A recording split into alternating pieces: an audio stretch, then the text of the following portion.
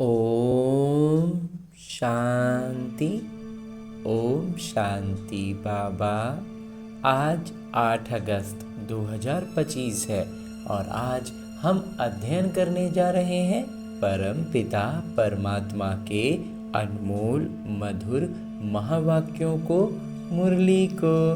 तो इस अमूल्य मुरली का अध्ययन हमें यूं ही नहीं करना। इसके लिए लौकिक रीति से हमें बड़े इत्मीनान से, फुर्सत से समय निकालकर अपने समय अनुसार, चाहे वो दिन का कोई भी समय हो, और अपने स्थान अनुसार जो भी स्थान निर्धारित करें उस स्थान पर उस समय फुर्सत से, इत्मीनान से बैठकर अपने हाथों में मुरली लेनी है और उसका अध्ययन करना है। फिर चाहे वो प्रिंट रूप में हो या फिर मोबाइल में। आज मधुबन मुरली ऐप के नाम से जो ऐप आता है उसमें सिर्फ मुरली होती है और कुछ भी इधर उधर देखना समझना नहीं है। सिर्फ मुरली जैसे ही खोलेंगे डायरेक्ट उस तारीख की मुरली सामने रहेगी, उसका अध्ययन करना है बड़े फुर्सत से, एकदम इत्मीनान से। लेकिन अध्ययन करने की जो विधि है ना, उसमें हमें अलौकिक रीति अपनानी है और वो है आत्माभिमानी बनकर मुरली का अध्ययन करना। जब हम आत्माभिमानी स्थिति में आकर मुरली का अध्ययन करते हैं ना, तो ऐसा अनुभव होता है और ये अभ्यास से होता है। क्योंकि शुरुआत में तो हम एक तरह से लौकिक भाषा में कहें तो कल्पना करते हैं कि हम वहाँ पहुँच रहे हैं और वहाँ पर हैं। लेकिन जब हम कुछ समय का हमारा अभ्यास हो जाता है ना, तो हम चैतन्य उपस्थिति अनुभव कर पाते हैं परमात्मा की। और उस चैतन्य उपस्थिति में बाबा के बोले हर एक बात हमारे जीवन में ऐसा चरितार्थ होता है। बाबा हमें ऐसी ऐसी बातें हमारे जीवन में आने वाली परिस्थितियों के लिए बता चुके होते हैं कि जब हमारी बुद्धि में वो बात गूंजती है और हम वो काम करते हैं तो हमारा परमात्मा पर निश्चय पक्का होता जाता है, हम अनुभवी बनते जाते हैं। तो ऐसी श्रेष्ठ अनुभूति पाने के लिए मैं आत्मा अपने इस देहभान से अलग होकर अपने सूक्ष्म शरीर के साथ चलता हूँ मधुबन की धरा पर, और उसमें विकास पांडव भवन के उस हिस्ट्री हॉल में जहाँ पर मेरे बाबा साकार तन का आधार लेकर इस मुरली को चलाया था। तो उस स्थान की उपस्थिति, उस स्थान पर उपस्थित होते ही सारे आत्मिक गुण सक्रिय हो जाते हैं, उनकी भरपूरता का एहसास होने लगता है। पवित्रता, शांति, प्रेम और सुख से भरपूर होने के बाद बाबा मुझ आत्मा को दृष्टि से ज्ञान प्रकाश और अष्ट शक्तियों का प्रवाह करते हैं, संचार करते हैं, जिससे एक ऐसा आनंद बनता है, आनंद का एक ऐसा आवरण बनता है जो मुझ आत्मा को भरपूरता का तो एहसास कराता ही है, बाहरी दुनिया की चीज़ों से, दुनियावी चीज़ों से मेरा पूरा संपर्क हटा देता है, जिससे मैं एकदम सुरक्षित और भरपूर अनुभव कर रहा हूँ। क्योंकि इस आवरण में मैं और मेरे बाबा आमने सामने बैठे हैं। अपने दिल की बात मैं बाबा से कहता हूँ, सारी बातें बाबा को दिल खोल कर सुनाता हूँ, तो मेरे बाबा उसके जवाब में, उसकी प्रतिक्रिया में कहें या फिर बाबा अपने दिल की बात मुझसे कहते हैं, जरूर वो सिर्फ मेरे ही संकल्पों का उत्तर है ऐसा ज़रूरी नहीं है। इसमें बाबा की भी बातें, बाबा को जो मुझसे कहना, जब दो लोग बात करते हैं तो ऐसा नहीं कि हमने जो कहा उसी की सिर्फ प्रतिक्रिया सामने वाला करे, तो बाबा भी ऐसे ही अपनी दिल की बात मुझसे कहते हैं, जिसमें स्वतः ही मुझ आत्मा के मन में उठने वाले प्रश्नों का उत्तर और बाबा के दिल की बातें, सब कुछ इस चैतन्य मुरली में निहित है। क्योंकि मेरे बाबा मेरे सम्मुख बैठ मुझसे कहते हैं, मीठे बच्चे सदा इसी खुशी में रहो कि हमने 84 का चक्र पूरा किया। अब जाते हैं अपने घर, बाकी थोड़े दिन हैं, ये कर्म भोग है।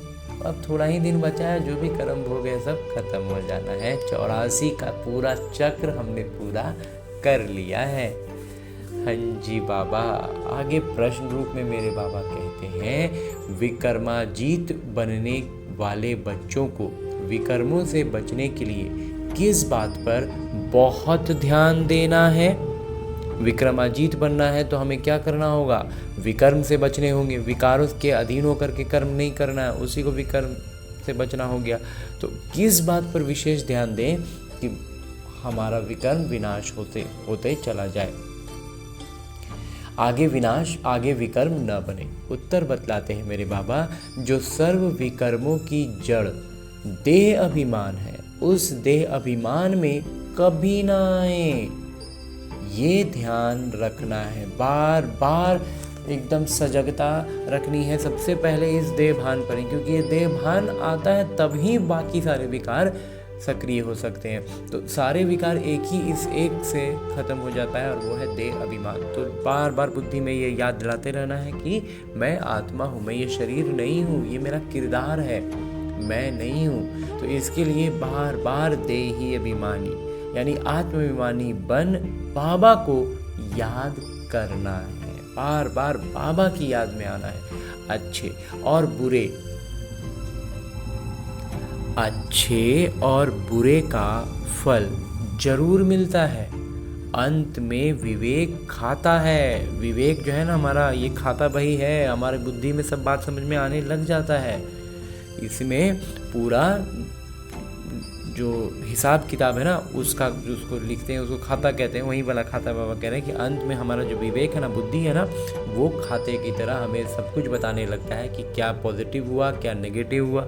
लेकिन इस जन्म के पापों के बोझ को हल्का करें, तो पीछे जन्म का तो हमें मालूम नहीं है, लेकिन इस जन्म के पापों को बोझ को हल्का करने के लिए बाबा को सच सच सुनाना है। हाँ जी बाबा। ओम शांति। इस जन्म का पाप तभी हल्का होगा, बाबा कहते हैं, जब हम अपना सच सच दिल खोल के बाबा को सब बात बतला दें। बड़े से बड़ी मंजिल है याद की, बहुतों को सिर्फ सुनने का शौक रहता है, ज्ञान को समझना तो बहुत सहज है। 84 के चक्र को समझना है, सुदर्शन चक्रधारी बनना है, सिर्फ सुनना नहीं है। बाबा कहते हैं समझ बनना भी है। ज़्यादा कुछ नहीं है, तुम बच्चे समझते हो, हम सब सुदर्शन चक्रधारी हैं। सुदर्शन चक्र से कोई का गला नहीं काटते हैं, जैसे श्री कृष्ण के लिए दिखाया है। अब ये लक्ष्मी नारायण विष्णु के 2 रूप हैं, क्या उनका सुदर्शन चक्र है? फिर श्री कृष्ण को चक्र क्यों दिखाते हैं? एक मैगजीन निकालते हैं जिसमें श्री कृष्ण के ऐसे बहुत चित्र दिखाते हैं। बाबा तो आकर तुम्हें राजयोग सिखाते हैं, न कि चक्र से असुरों का घात करते हैं। असुर उनको कहा जाता है जिनका आसुरी स्वभाव है।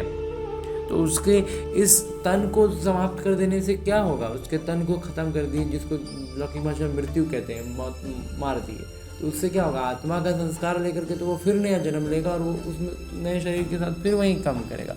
आत्मा के विकारों को हटाना है ना, तो इसलिए बाबा कहते हैं कि असुर उनको कहा जाता है जिनका असुरी स्वभाव है। तो बाकी मनुष्य तो मनुष्य है ना, बाकी मनुष्य शरीर में मनुष्य ही है।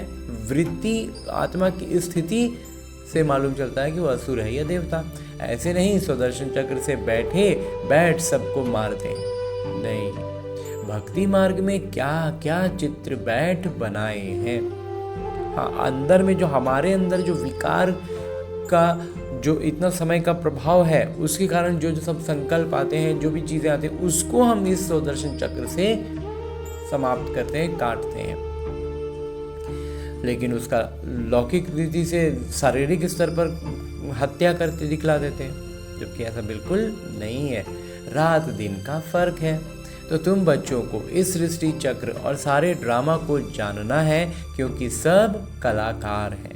हमें उसी नज़र से देखना है, सब कलाकार है, अपना अपना किरदार में है। तो वो हद के एक कलाकार तो ड्रामा को जानते हैं, जो हद का जो ड्रामा होता है उसको सब मालूम होता है कि हाँ ये ड्रामा हो रहा है और हम भी एक कलाकार हैं, मेरे सहयोगी कलाकार हैं। इसमें डिटेल में नहीं समझ सकेंगे। अब यहाँ इस सृष्टि चक्र का बाबा कहते हैं ज़्यादा डिटेल में नहीं समझना है, लेकिन मोटे मोटे तौर पर तो समझ में आ ही जा रहा है बाबा जब बता रहे हैं। तो वो तो 2 घंटे का ड्रामा होता है, डिटेल में किरदार जानते हैं, सबका किरदार को एकदम डिटेल में जानते हैं, सारा कुछ होता है क्योंकि 2 घंटे का ड्रामा होता है। ये तो 84 जन्मों को जानना होता है, तो 84 जन्म का बुद्धि में हमारे समा ही नहीं पाएगा। आत्मा में संस्कार तो आ गए, लेकिन 84 जन्म का इतना डिटेलिंग नहीं आ सकता है, इसलिए बाबा कहते हैं उस तरफ परेशान हो ही नहीं। बाबा ने समझाया है, मैं ब्रह्मा के रथ में प्रवेश करता हूँ। ब्रह्मा के भी 84 जन्मों की कहानी चाहिए। मनुष्यों की बुद्धि में ये बातें आ ना सकें। ये भी नहीं समझते कि 84 लाख जन्म हैं या 84 जन्म हैं। बाबा कहते हैं तुम्हारे 84 जन्मों की कहानी सुनाता हूँ। 84 लाख जन्म हो तो कितने वर्ष सुनाने में लग जाए, तुम तो क्षण में जान जाते हो ये 84 जन्मों की कहानी है। जब सहज बात होती है तो बुद्धि में तुरंत आ जाता है, हाँ बात तो सही है। तो हमने 84 का चक्र कैसे लगाया है, 84 लाख हो तो क्षण में थोड़े ही समझ सकते। 84 लाख जन्म है ही नहीं, एकदम स्पष्ट शब्दों में बाबा कह देते। तुम बच्चों को भी खुशी होनी चाहिए, हमारा 84 का चक्र पूरा हुआ। अब हम घर जाते हैं, बाकी थोड़े दिन ये कर्म भोग है। विकर्म भस्म हो कर्मातीत अवस्था कैसे हो जाए, इसके लिए ये युक्ति बताई है। थोड़ा दिन का कर्म भोग है तो बाबा कहते हैं विकर्म को भस्म करके कर्मातीत अवस्था कैसे हो जाए ना, इसके लिए तो बाबा हमें कई बार युक्तियां बता चुके हैं। बाकी समझाते हैं, इस जन्म में जो भी विकर्म किए हुए हैं वो लिख कर दो तो बोझ हल्का हो जाए। इस जन्म का जो पाप है ना, उसको बाबा कहते हैं लिख कर दो, दिल खोल कर बाबा को बतला दो तो कम हो जाएगा। नहीं तो बीते जन्मों का तो नहीं मालूम, तो उसका तो संस्कार से प्रभाव मालूम चल जा रहा है। तो जन्म जन्मांतर के विकर्म तो कोई लिख ना सके, विकर्म तो होते आए हैं। तो जब से रावण राज्य शुरू हुआ है तो कर्म विकर्म हो पड़ते हैं। सतयुग में कर्म अकर्म होते हैं। जब इधर रावण का प्रभाव आ गया तो विकार के अधीन होके ही कर्म हो रहा है, इसलिए विकर्म हो गया। और वहाँ पर विकार है ही नहीं तो कर्म अकर्म हो जाता है। तो भगवान वाच तुमको कर्म अकर्म विकर्म की गति समझाता हूँ। विकर्माजीत का संवत लक्ष्मी नारायण से शुरू होता है। सीढ़ी में बड़ा स्पष्ट है, शास्त्रों में कोई ये बातें नहीं हैं। सूर्यवंशी चंद्रवंशी का राज भी तुम बच्चों ने समझा है कि हम ही थे। विराट रूप का चित्र भी बहुत बनाते हैं, अर्थ कुछ भी नहीं जानते। बाबा बगैर कोई समझा नहीं सकते। इस ब्रह्मा के ऊपर भी कोई है ना जिसने सिखाया होगा। अगर कोई गुरु ने सिखाया होता तो उस गुरु का सिर्फ एक शिष्य तो नहीं हो सकता। बाबा कहते हैं बच्चे तुम्हें पतित से पावन, पावन से पतित बनना ही है।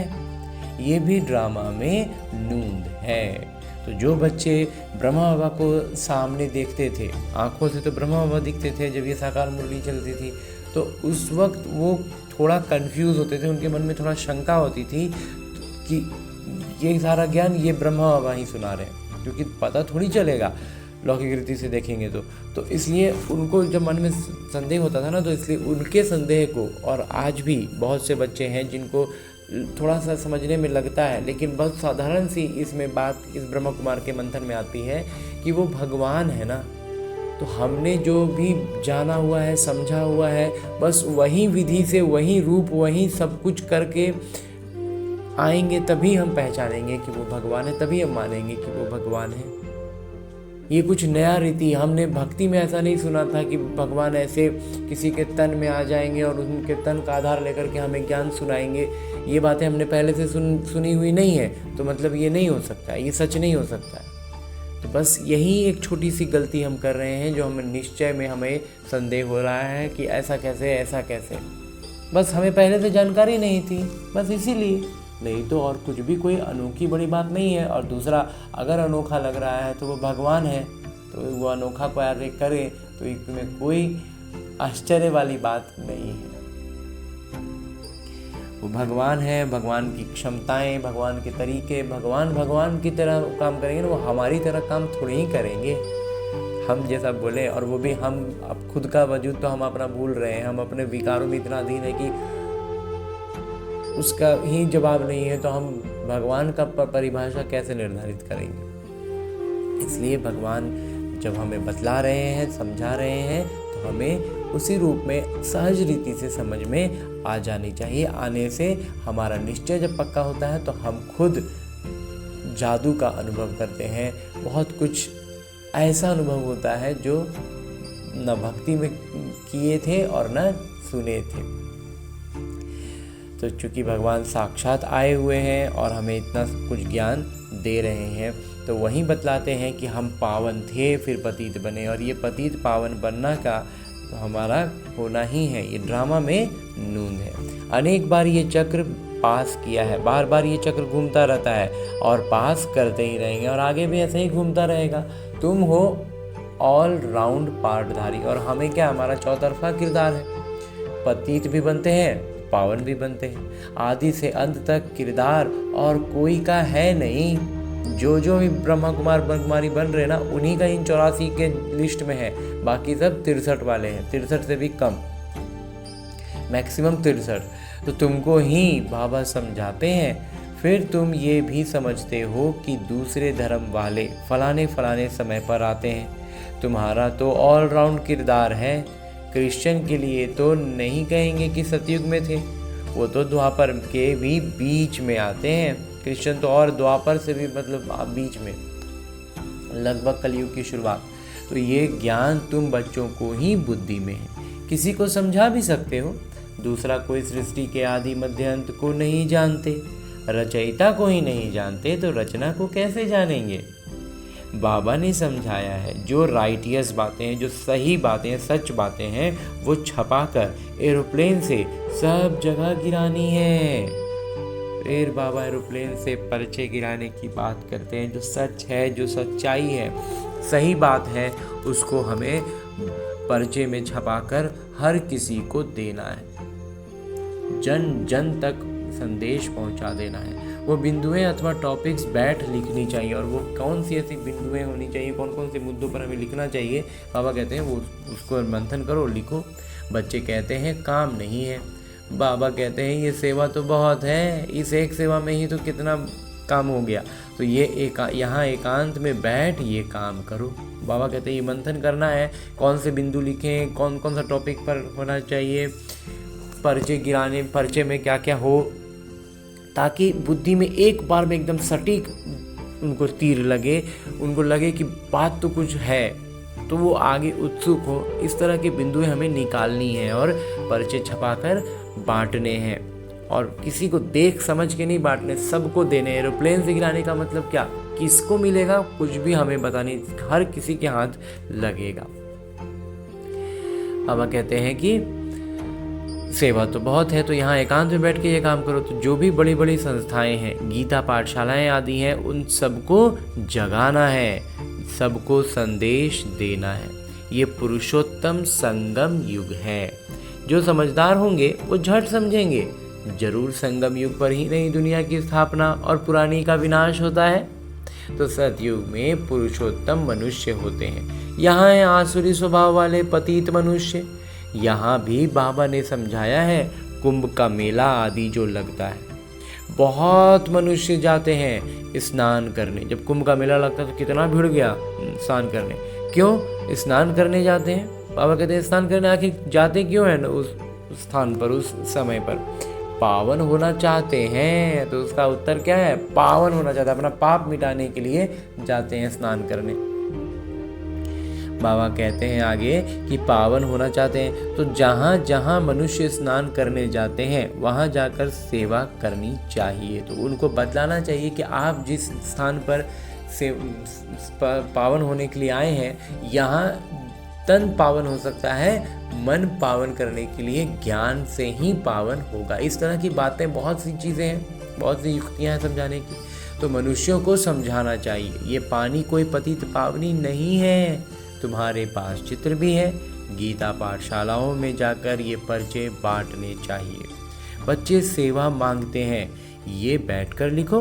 बाबा कहते हैं, बच्चे ना कहते हैं बाबा हमको कुछ सेवा दीजिए। बाबा कहते हैं ये सब लिखो ना, ये सब बिंदुएं निकालो, समझो, उसको मंथन करो, उसका थोड़ा विस्तार देखो।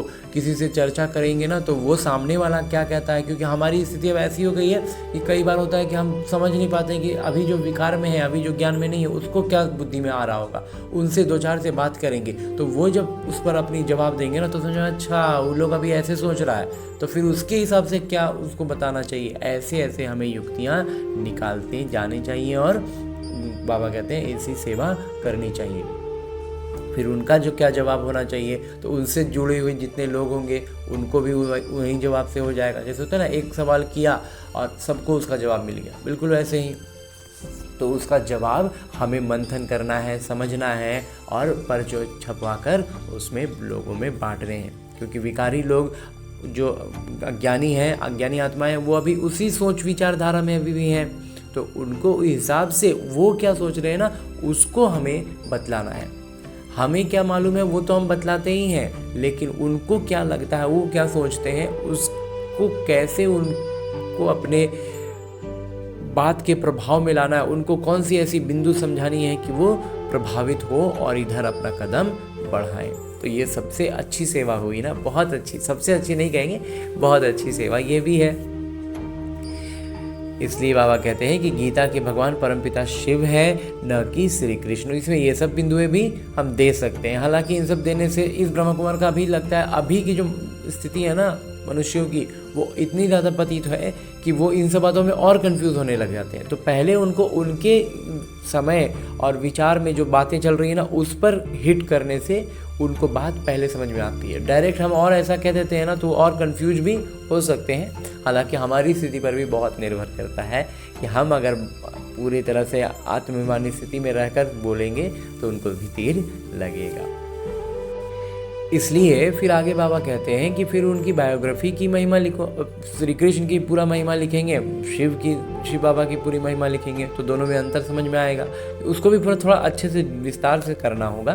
तो शिव बाबा की बायोग्राफी लिखो, तो फिर आप ही वो जज करेंगे। फिर दोनों का जब हम लोग सामने सामने रख देंगे ना, मतलब जैसे एक पेज में दो तरह से बना दिए, दोनों की महिमा लिख दी, तो फिर उनको भी समझ में आएगा कि हाँ बातें तो हैं। बाबा कितना अच्छा से युक्ति बतला रहे हैं। इस ब्रह्मा कुमार को लग रहा था कि ऐसे बोलने से वो कंफ्यूज हो सकते हैं, लेकिन जब हम उनको पूरा विस्तार से दोनों की महिमाएं लिख कर बताएंगे तो वो खुद ही उनकी बुद्धि में मंथन चलने लगेगा। तो ये बिंदुएं भी लिखनी है कि पतित पावन कौन। तो ऐसे ऐसे ना बातें उनकी बुद्धि में जाएंगी। फिर शिव और शंकर का भेद भी दिखाना है। शिव अलग है, शंकर अलग है, ये भी बाबा ने समझाया है। कल्प 5000 वर्ष का है, ये सब बिंदुएं भी हैं। तो मनुष्य 84 जन्म लेते हैं, ना कि 84 लाख। तो ये मुख्य बातें शॉर्ट में लिखनी चाहिए, जो एरोप्लेन से भी गिरा सकते हैं, समझा भी सकते हैं। जो सामने है कोई तो उसको दे रहे हैं तो उसको समझा भी सकते हैं। तो ये जैसे गोला है, इसमें स्पष्ट है फलाने फलाने धर्म फलाने फलाने समय पर स्थापन होते हैं, तो ये गोला भी होना चाहिए। इसलिए मुख्य 12 चित्रों के कैलेंडर भी छपवा सकते हो, जिसमें सारा ज्ञान आ जाए और सेवा सहज हो सके।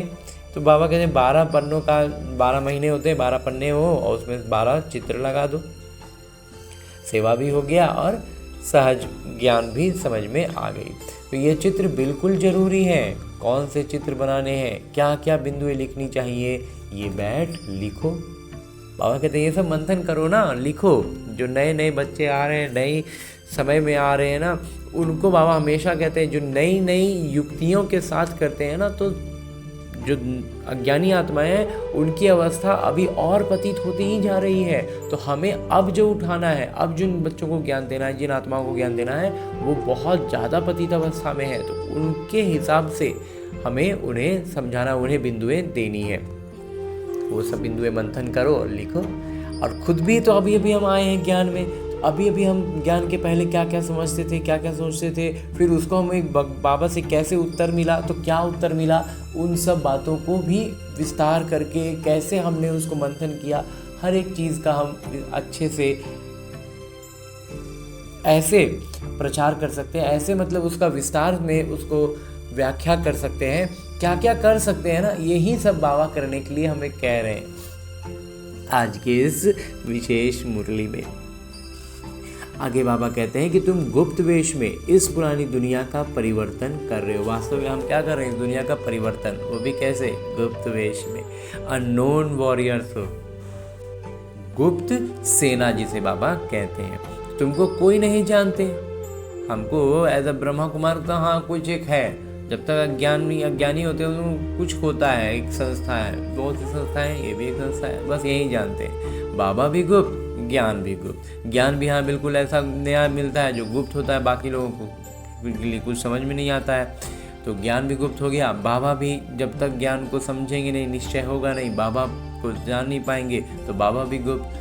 और हम भी जो सेवा कर रहे हैं, मनसा सेवा होता है और भी जो सेवाएं होती हैं, वृत्ति से सेवा होती है, वो सब कुछ तो गुप्त है ना, तो दिखाई थोड़ी पड़ रहा उनको, तो इनका कोई शास्त्र आदि बनता नहीं। और इन चीज़ों का ना जो अभी हम कर रहे हैं, जो हमें बाबा सिखला रहे हैं, इनका शास्त्र नहीं है। और धर्म स्थापक के बाइबल आदि छपते हैं जो पढ़ते आते हैं, हर एक के छपते हैं।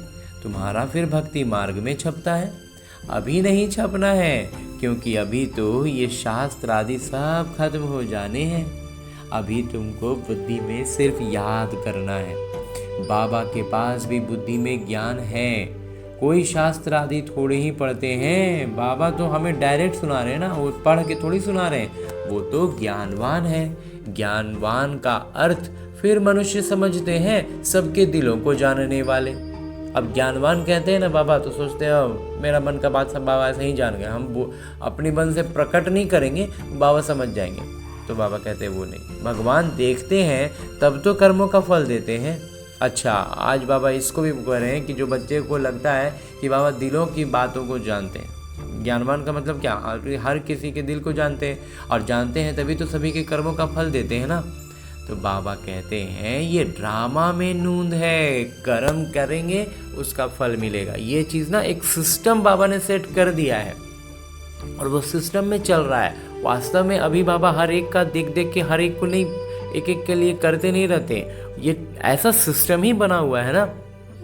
जैसे एक नॉर्मल बिल्कुल साधारण रूप में हम कहें ना, वो दिन और रात का ये जो चक्र है, ये क्या सिस्टम बना हुआ है। पृथ्वी घूम रही है, सूर्य अपने स्थान पर है, और पृथ्वी उसके चारों अपने आप में भी घूम रही है, उसके चारों तरफ भी घूम रही है, उसके चारों तरफ घूम रही है, तो ऋतु चक्र चल रहा है, अपने आप में घूम रही है, तो दिन का चक्र चल रहा है।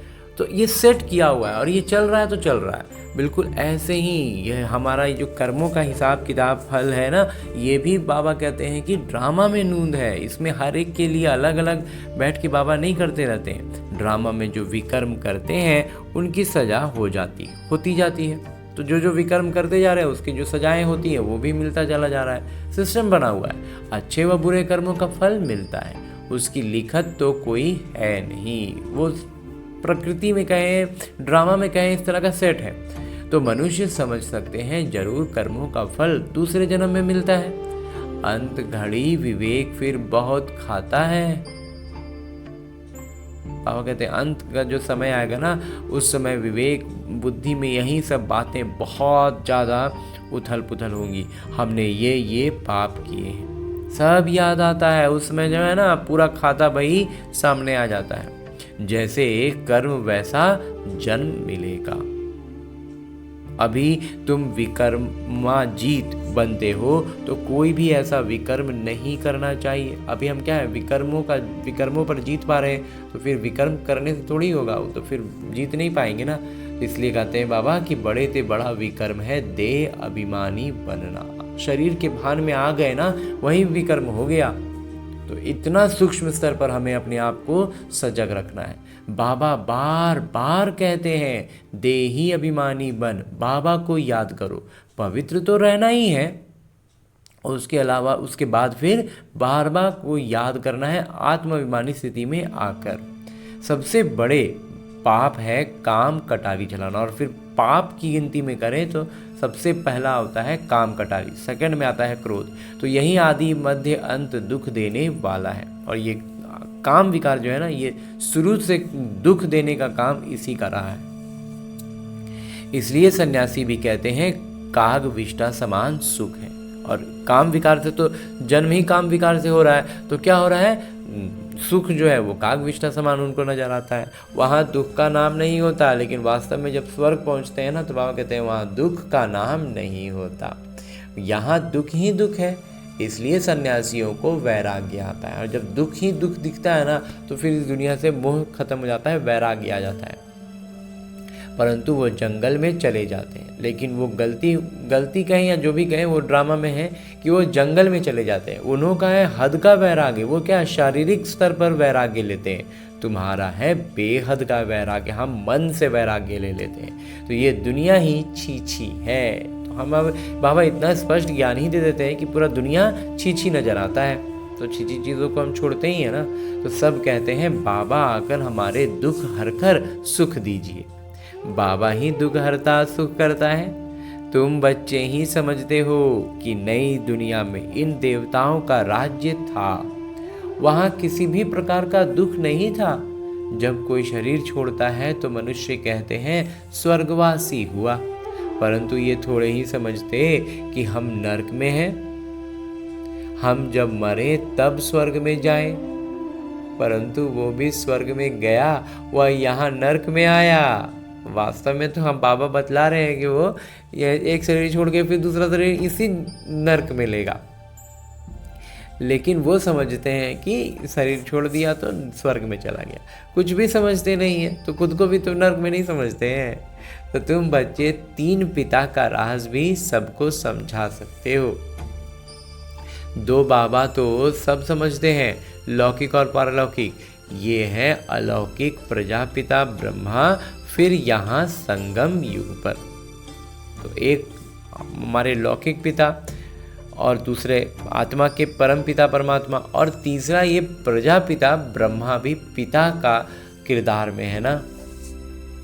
तो इसलिए बाबा कहते हैं कि उनके मुख से ही हमारा जन्म हुआ है, तो इसलिए बाबा कहते हैं कि वो प्रजापिता ब्रह्मा है। तो वो भी संगम युग पर, और वो सिर्फ इस संगम युग पर है। बाकी लौकिक और पारलौकिक जो हुए, परमात्मा शिव बाबा और हम आत्मा, ये तो सतयुग में भी होंगे, लेकिन ब्रह्मा बाबा अभी सिर्फ इस संगम युग पर है। प्रजापिता ब्रह्मा इस संगम युग के पर ही हैं और आगे पीछे नहीं होंगे। तो बाबा कहते हैं जब संगम युग पर ब्रह्मा है, प्रजापिता ब्रह्मा है, तो ब्राह्मण भी चाहिए ना। वो ब्राह्मण कोई ब्रह्मा के मुख वंशावली थोड़े ही हैं। वो जो लौकिक ब्राह्मण हम जानते हैं वो ब्रह्मा बाबा के मुख वंशावली थोड़ी हैं। जानते हैं ब्रह्मा था, इसलिए ब्राह्मण देवी देवताए नमः कहते हैं। ये नहीं जानते कि किसको कहते हैं, कौन से ब्राह्मण। तुम हो पुरुषोत्तम संगम युगी ब्राह्मण, वो है कलयुगी। ये है पुरुषोत्तम संगम युग, जब तुम मनुष्य से देवता बनते हो।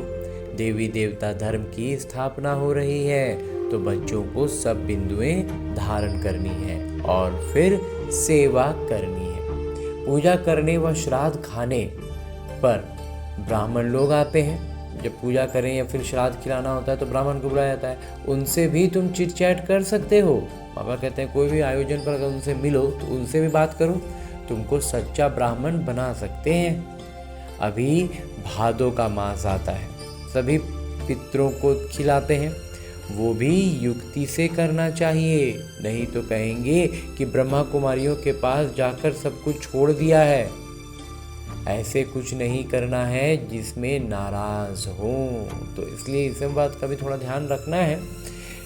बस युक्ति, हर जगह युक्ति से, जहाँ एकदम से प्रत्यक्ष होने लग गया ऐसा है कि उनको लग रहा है कि अरे ये तो एकदम में कुछ नहीं कर रहा है, तो वहाँ पर नहीं, हम ऐसा है, मतलब युक्ति से काम निकालना होता है। और कहते हैं युक्ति से तुम ज्ञान दे सकते हो, उनको परमात्मा का परिचय करा दें तो सबसे श्रेष्ठ कार्य हो जाएगा। तो जरूर ब्राह्मण लोग आएंगे तब तो ज्ञान देंगे ना। इस मास में तुम ब्राह्मणों की बहुत सेवा कर सकते हो। तुम ब्राह्मण तो प्रजापिता ब्रह्मा की संतान हो। बताओ ब्राह्मण धर्म किसने स्थापन किया? तुम उन्हों का भी कल्याण कर सकते हो घर बैठे। वो आएंगे तो उनको ज्ञान सुना दूँ। तो जैसे अमरनाथ की यात्रा पर जाते हैं तो वे सिर्फ लिखत से इतना नहीं समझेंगे, वहाँ बैठ समझाना चाहिए। हम तुमको सच्ची अमरनाथ की कथा सुनाएं। अमरनाथ तो एक को ही कहा जाता है। अमरनाथ अर्थात जो अमरपुरी स्थापन करे वो है सतयुग, और वो अमरपुरी क्या है? सतयुग। तो ऐसी सेवा करनी पड़े। बाबा कहते हैं ये सब इस तरह की सेवा भी करनी है ना, वहाँ पैदल जाना पड़ता है। जो अच्छे अच्छे बड़े बड़े आदमी हो उनको जाकर समझाना चाहिए। सन्यासियों को भी तुम ज्ञान दे सकते हो, तुम सारी सृष्टि के कल्याणकारी हो। श्रीमत पर हम विश्व का कल्याण कर रहे हैं, बुद्धि में ये नशा रहना चाहिए। हाँ जी बाबा, विश्व का कल्याण के कार्य में श्रीमत पर चलकर स्थापना के निमित्त बन रहे हैं, कल्याण करने के निमित्त बन रहे हैं। इस बात का नशा जब रहता है तो एकदम से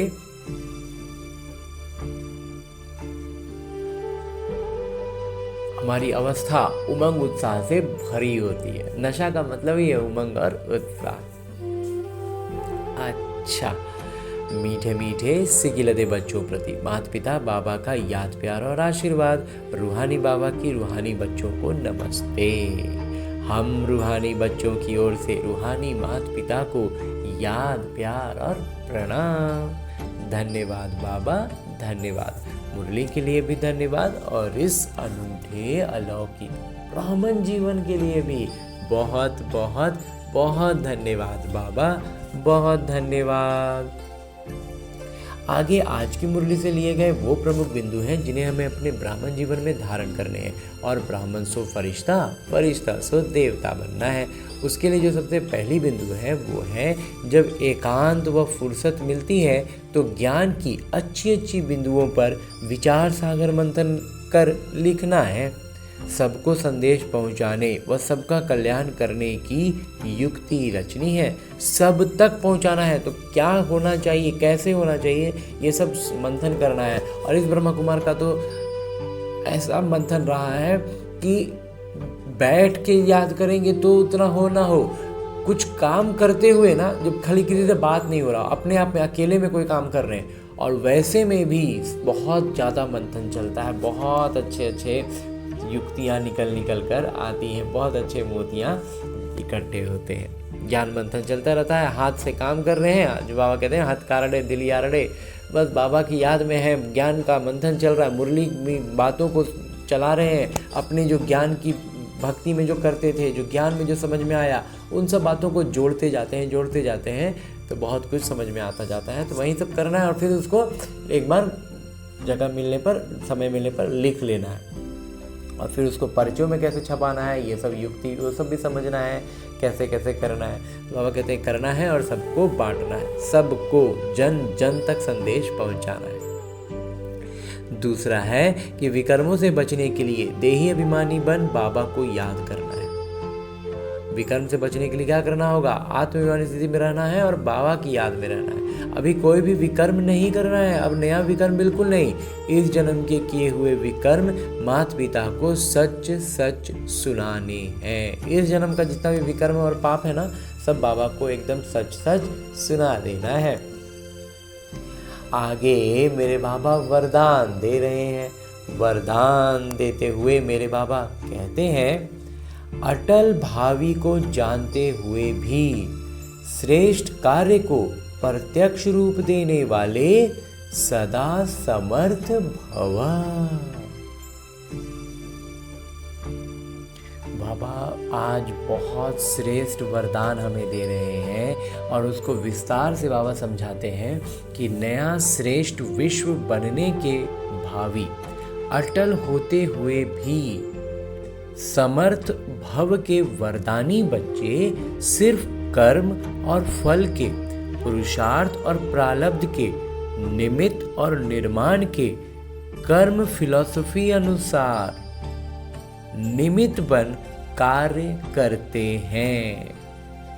सब कुछ को जान गए हैं और उसके बाद बस निमित्त बने हुए हैं हर कार्य के लिए, पुरुषार्थ का, प्रारब्ध का,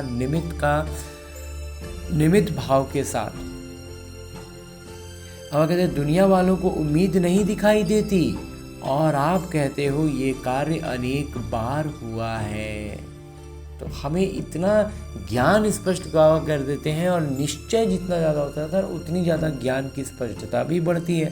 तो दुनिया वालों को उम्मीद जब नहीं दिखाई दे रही है तो वहाँ हमें कहते हैं, हमें ये यकीन है कि ये हुआ है और हर बार बार हुआ है, अभी भी होगा, अभी भी हुआ ही पड़ा है, क्योंकि स्व परिवर्तन के प्रत्यक्ष प्रमाण के आगे और कोई प्रमाण की आवश्यकता ही नहीं है। क्योंकि स्वयं का परिवर्तन तो हुआ है ना, विश्व का हुआ कि नहीं हुआ, लौकिक आंखों से नहीं दिखाई दिया अभी या दुनिया को नहीं दिख रहा है, लेकिन हमारे तो अनुभव हो रहा है ना कि हमारे भीतर परिवर्तन आ गया, जबरदस्त परिवर्तन आ गया, तो वो प्रत्यक्ष है ना, तो वो प्रमाण है। बाबा कहते हैं और कोई प्रमाण की आवश्यकता नहीं है। साथ साथ परमात्मा कार्य सदा ही सफल है।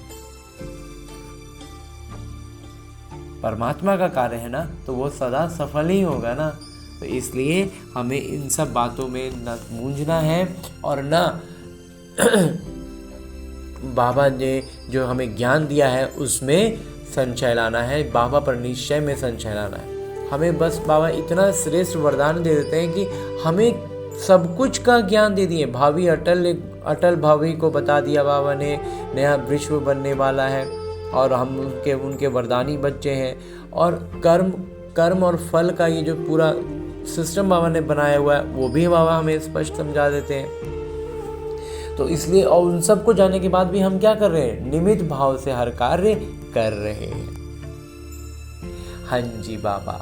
आगे स्लोगन है, मुरली का उपदेश है कि कहना कम करना ज़्यादा, ये श्रेष्ठ लक्ष्य महान बना देगा। बाबा कहते हैं बोलो कम करो ज़्यादा, जो लौकिक रीति में भी हमें कहा जाता था। क्या होता है, हम बोलते सोचते ज़्यादा है और करते बहुत कम है। लेकिन जब से इसके लिए एक लौकिक भाषा में एक कहावत के रूप में कहते हैं कि इंसान का काम बोलता है, उसको बोलने की ज़रूरत नहीं पड़ती। कोई भी कामयाब इंसान का आज हम जो देखते हैं, जब तक ज्ञान नहीं था तब तक समझें कि बहुत कामयाबी उसने कैसे हासिल की।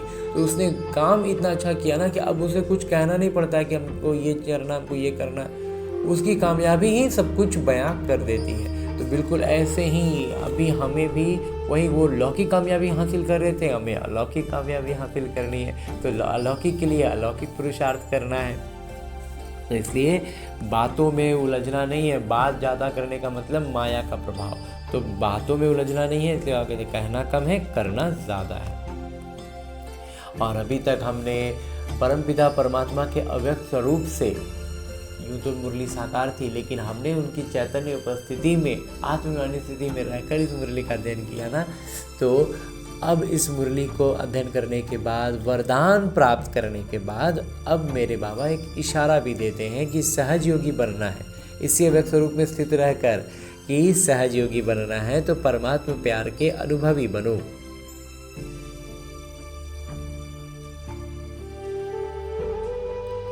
और अनुभवी बन करके जब हम रहते हैं परमात्मा प्यार के, तो हम सहज योगी बनते ही हैं। उसका मतलब ही हो गया कि हम सहज योगी हैं। इसको विस्तार से समझाने के लिए अलग अलग दिन बाबा अलग अलग युक्तियों के साथ इशारे देते हैं। तो आज के लिए जो इशारा बाबा ने दिया है वो है, सेवा में व स्वयं की चढ़ती कला में सफलता का मुख्य आधार है एक बाबा से अटूट प्यार। सेवा की सफलता हो या फिर स्वयं की चढ़ती कला, स्वयं का परिवर्तन का सफलता हो, दोनों का आधार है एक बाबा से अटूट प्यार। बाबा के सिवाय और कुछ दिखाई न दे। संकल्प में भी बाबा, बोल में भी बाबा, कर्म में भी बाबा का साथ। जब भी कुछ संकल्प आया बाबा के सानिध्य में आएगा। जब भी कुछ बोलेंगे तो उसमें बाबा जरूर रहेंगे। और जब भी कोई कर्म करेंगे तो अनुभव करेंगे कि बाबा साथ है। ऐसी लवलीन स्थिति में रह एक शब्द भी बोलेंगे तो वो स्नेह के बोल दूसरी आत्मा को भी स्नेह में बांध देगी। तो जब हम बाबा की इतने निकटता का अनुभव के साथ रहेंगे ना, तो फिर बाबा के प्रभाव में ही हमसे हमारा हर रिएक्शन आएगा ना। तो बाबा कहते हैं बाबा का स्नेह झलकेगा, तो बाबा का जब स्नेह झलकेगा तो दूसरी आत्मा बंध ही जाएगी ना। तो ऐसी लवलीन आत्मा का एक बाबा शब्द ही जादू मंत्र का काम करेगा। बाबा कहते हैं हमारा प्यार में बाबा के लवलीन हो जाना ना, वही सबसे ज़्यादा जादू का काम करने लगेगा, क्योंकि बाबा का प्रभाव आएगा ना, परमात्मा का प्रभाव तो अन्य आत्माओं पर पड़ेगा, तो वो उनके भी विकारों में कमी आ जाएगी, उनको भी अनुभव होने लगेगा। तो ऐसी श्रेष्ठ अनुभूति खुद भी पाने के लिए और दूसरों को भी ऐसे अनुभव कराने के लिए हमें अभ्यास करना है। निरंतर अभ्यास, लंबे समय का अभ्यास होगा तो हम ऐसी श्रेष्ठ अवस्थाओं तक पहुंच पाएंगे। तो ऐसा अभ्यास करने के उद्देश्य से ढेर सारी शुभकामनाएं और शुभ भावनाओं से भरपूर होकर लौटते हैं अपने इस किरदार में। अच्छा, ओम शांति।